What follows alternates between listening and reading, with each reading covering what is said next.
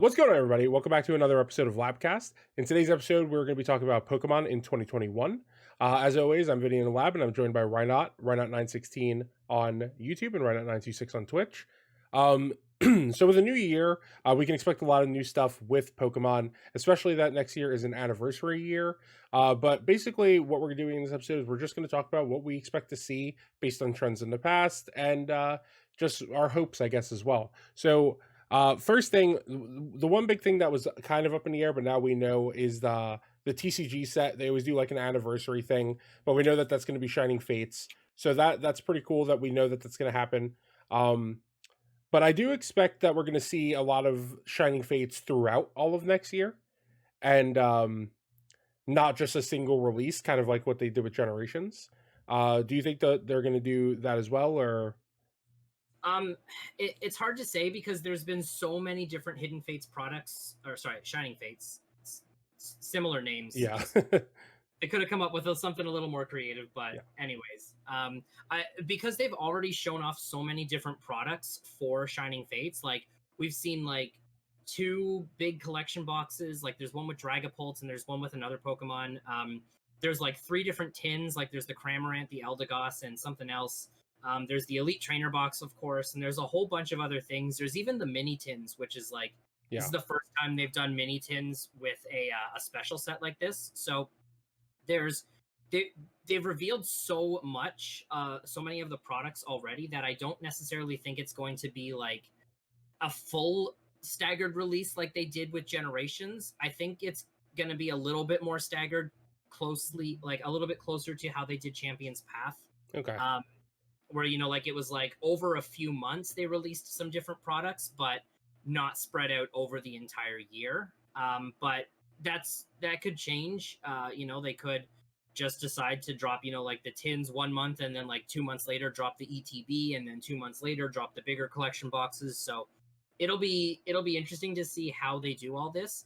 And when pre-orders come up in January too, like I know some places have already been taking like pre-orders for the Elite Trainer box because like that's one of the few things that is very easy to guarantee.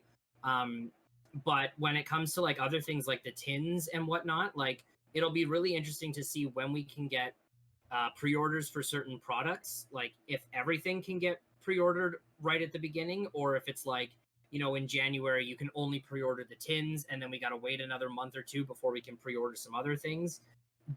How the pre-orders can be done for certain products is going to kind of indicate, I think, how staggered they're going to go with the release. But I think we're going to see something a lot more closely related to Champions Path than we did see with Generations.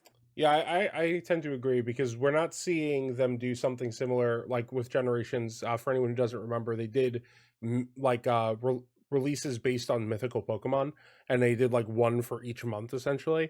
And it doesn't seem that that's going to be the case because we're not getting one for January. Our first product release is actually going to be February. So yeah, I definitely agree there. I just hope that they kind of flood the market with it so that it doesn't become Champions Path at the beginning or Hidden Fates overall. I definitely want it to be available. But the interesting stuff, the real interesting stuff, I think, is like what the games have in store for us next year.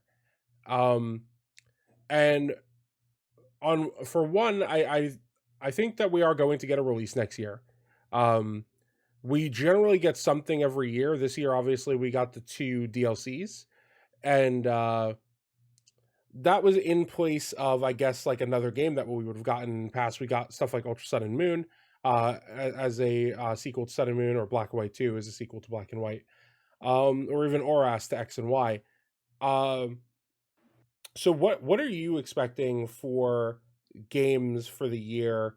Like, are you expecting them to do a remake? Are you expecting another main series game? What do you think they're going to do? So I think the biggest toss up was, are we going to see Diamond and Pearl remakes, or are we going to see Let's Go Johto? Like, which one of those is coming first? There are some people that are like, oh, I want to see Generation 9. And I not only do I not think that they're not going to do that, they're just not going to do that. Yeah, no way. That's never been the pattern of how they've released games. When you release a new generation, and then immediately 2 years later, you release the next new generation, you're essentially saying that this thing that we created 2 years ago, we now no longer care about. Yeah. And when you release a remake, like how they did with X and Y, and then the Omega Ruby Alpha Sapphire remakes, the remakes keep Gen 6 relevant while still giving us a brand new game. And if they're to, in all honesty, I think what we are going to see is I think we're going to see Diamond and Pearl remakes. We've seen there have been pop-ups in like malls in Japan that have like these big inflatable Dialga and Palkias, and um, obviously like there's also this like thing that Pokemon Company is a part of for like the New Year from space kind of a thing. Oh yeah. So obviously like there's like one of the big things that Joe Merrick said when Pokemon was announced to be part of this, he was like, please don't expect a game reveal. It would Because be awesome. It would be an awesome way to reveal a game, but I don't think they would do that. exactly. So, and Oh, like we should say though, we're recording this before the new year, before any of that stuff happens. So correct. this episode is going live a little bit later than we're recording it. But we are still in 2020 right now, talking about 2021 in the future. But when you see it, obviously, you guys know what day it is now. So Yeah, so from where Vinny and I are recording this, we haven't seen the New Year's from space thing yet. So, and with like Dialga, Palkia, and then like Giratina, and even like Arceus as well, all having like this like space, like there's a lot of things theme, about yeah, like, space and time surrounding them. It does again kind of fit, but again, I'm gonna echo what Joe said, and like it seems like anytime the Pokemon Company tries to do something, people are like, what are they trying to reveal to us? And it's like, yeah, that's not always the case. Like, they're a company. yeah, They are for a real. company. They need to be able to do things and not have the consumers be like, oh, so how is this going to benefit us? It's And like, to be that's not always fair, they do stuff like the Pikachu Festival relatively frequently in Japan, and it's not a reveal for something.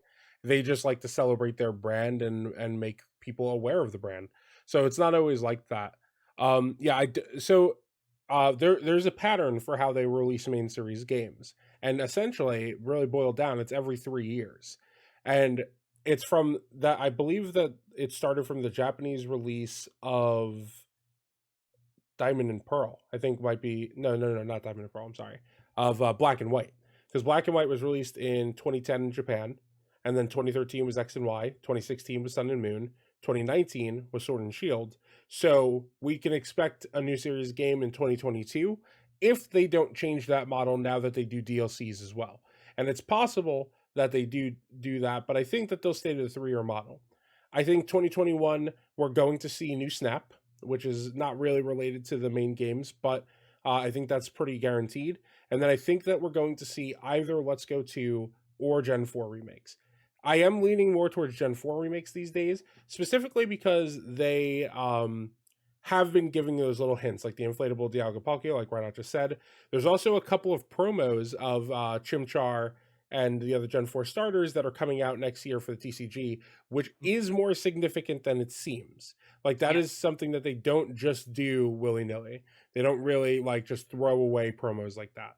So that's a big deal. I think we are going to see Gen 4 remakes next year, and I'm very excited about that.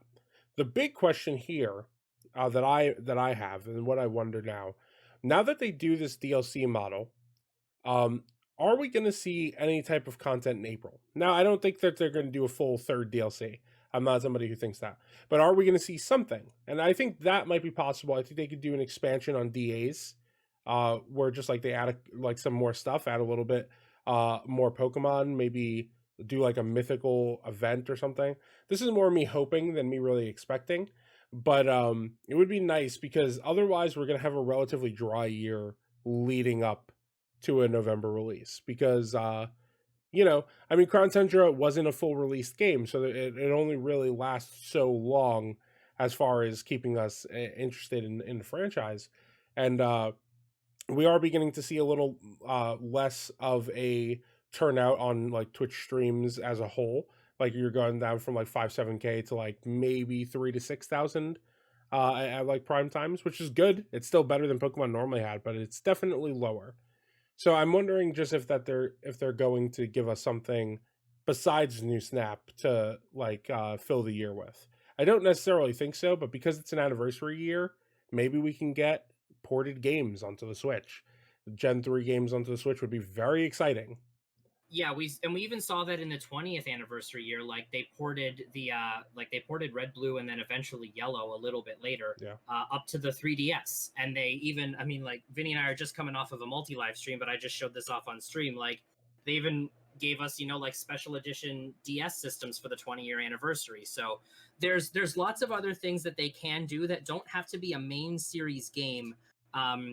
For the anniversary, because another thing that some people need to remember is that Pokemon is so much more than just the main series games. Oh yeah. There's so much more to it that I sometimes maybe feel that people that only play the main series games, which is fine if those are the only games you want to play. I'm not trying to say that, you're not a true Pokemon fan if you don't pick up Mystery Dungeon or Snap or anything like that.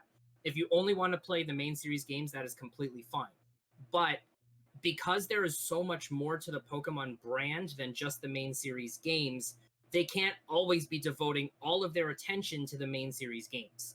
There has to be other things that, get time and, need to have time in the spotlight, like the TCG or, what they're trying to do with Pokemon Unite, and then, like New Snap and a whole bunch of other things. There's so much more to the brand. So what I think is entirely possible for 2021 is uh is early on in the year, and we're going to get a whole lot of I would imagine we're going to get a whole lot of this information on Pokemon Day in 2021, which is Saturday, February 27th.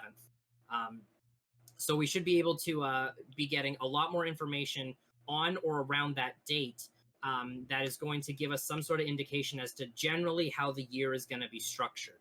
So realistically, what I think is going to happen is that we are going to see new Pokemon Snap sometime in the summer, basically somewhere between like April and July, I want to guess. Yeah, I agree Uh, with that. I think that's like the prime time for us to get Snap. Um, I think we are going to potentially see um, Game Boy Advance games get ported up to the Switch, which would be absolutely amazing to get Ruby Sapphire Emerald, Fire Red Leaf Green onto the Switch.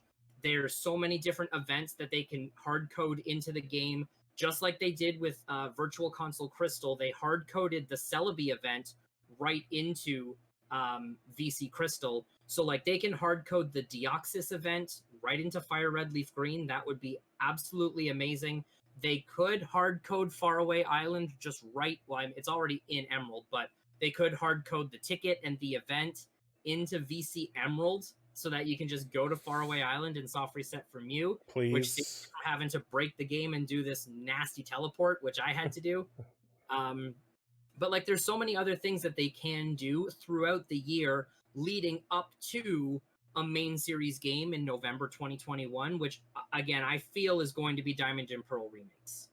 Yeah. The the interesting thing here is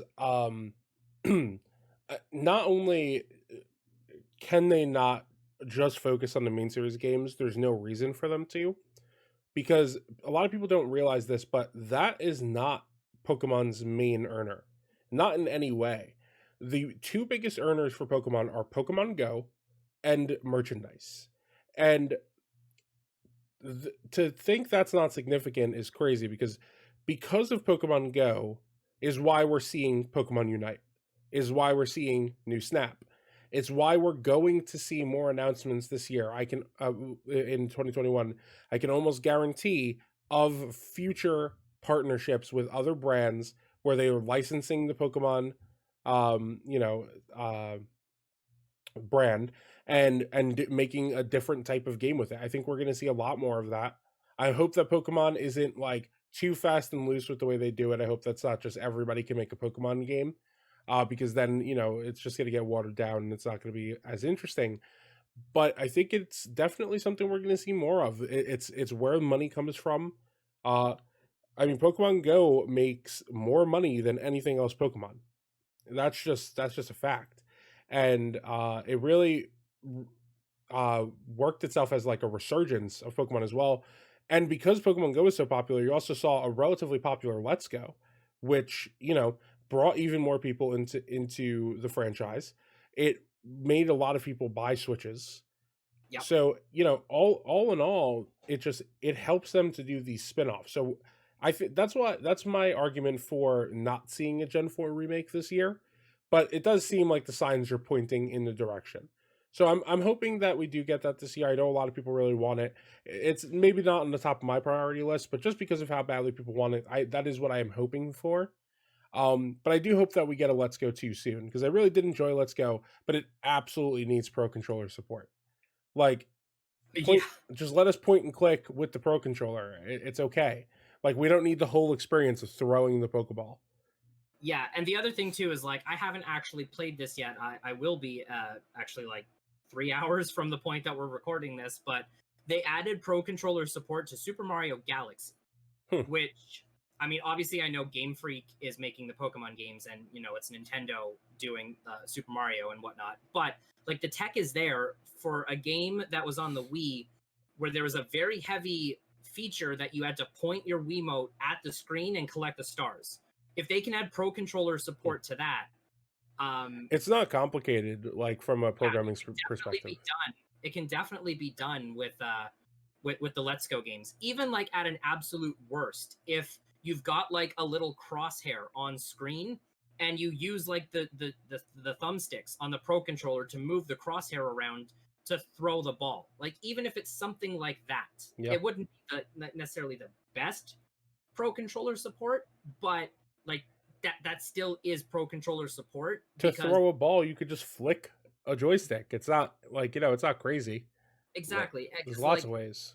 playing with a single Joy-Con for Let's Go was like crampy. Yeah, Like your hands would be so sore afterwards just gripping that one small Joy-Con, and especially for people with larger hands. like me.